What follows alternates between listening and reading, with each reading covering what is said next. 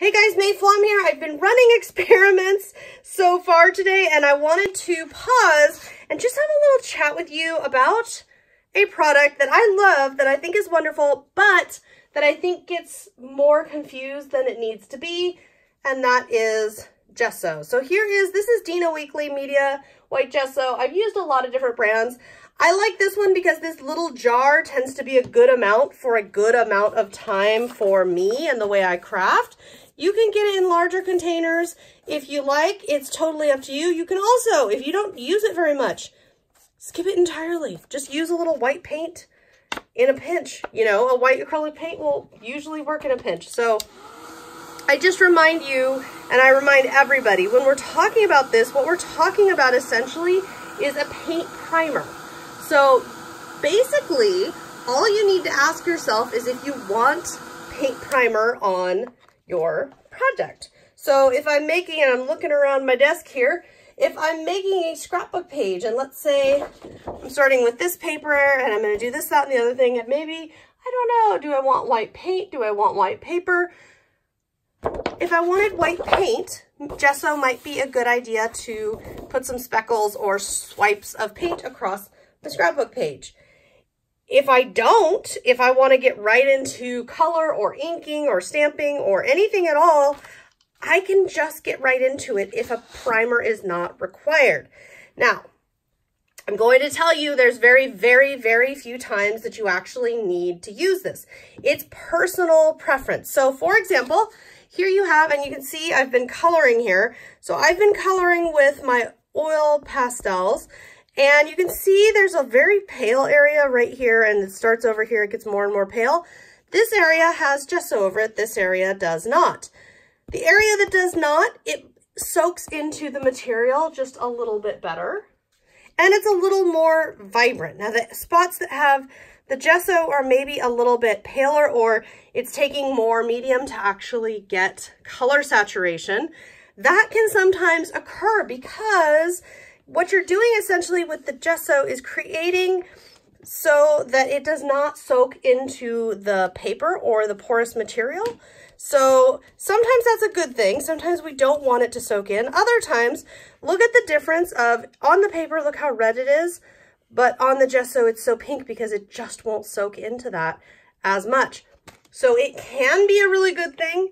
It can also be I'm not getting the results I want, why not? It could be because you're not just working on paper, and maybe it's a paper that's intended to go ahead and take that coloring. Now, there are a lot of good reasons to want a primer. For example, yes, when I blend this, it's not going to be as rich as it would be on paper. However, it's so much more blendable. And yes, I'm using my fingers. I love to use my fingers with oil pastels.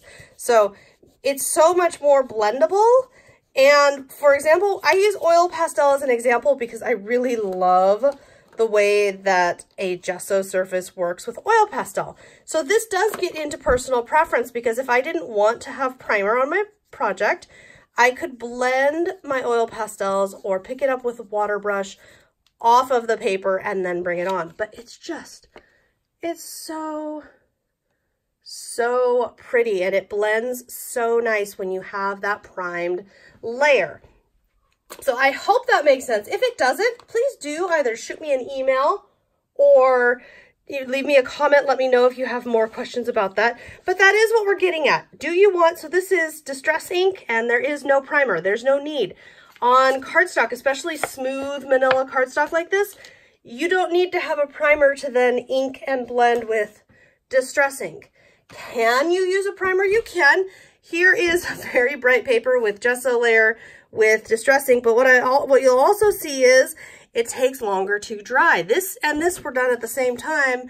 This is dry. This still has a lot of water rolling around on it because it's going to take longer, because it's going to have to evaporate. It's not going to soak into the paper because we've created that layer.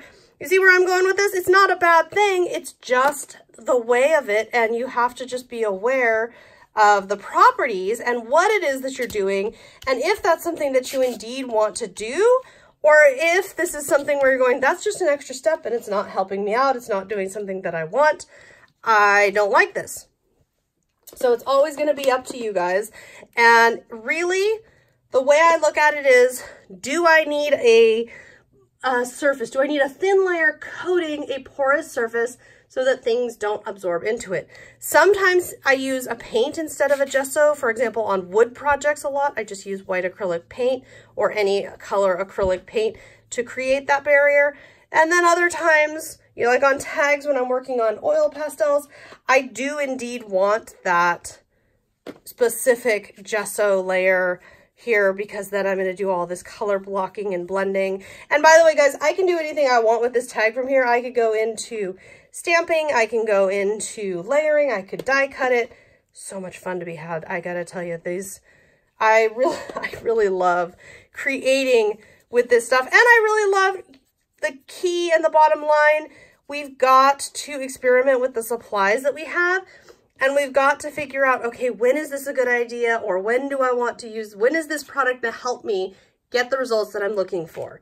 So, is it just for messy stuff like this? No, like I mentioned before, a lot of times on photo frames or even on scrapbook pages, if I'm trying to create a smooth base to then do some stuff onto, a lot of times this is great because then it creates that surface where things won't soak in, and maybe I don't want mediums to soak into my paper.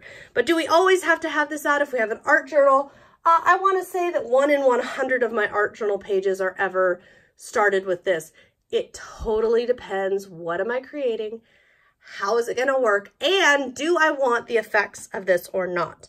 I really recommend a play session. If you have some gesso, but you haven't used it, or you're afraid of it, or you're not so sure when to use it, pull out some color mediums, pull out some gesso, and give it a roll and see what you do like. Some people like it a lot more.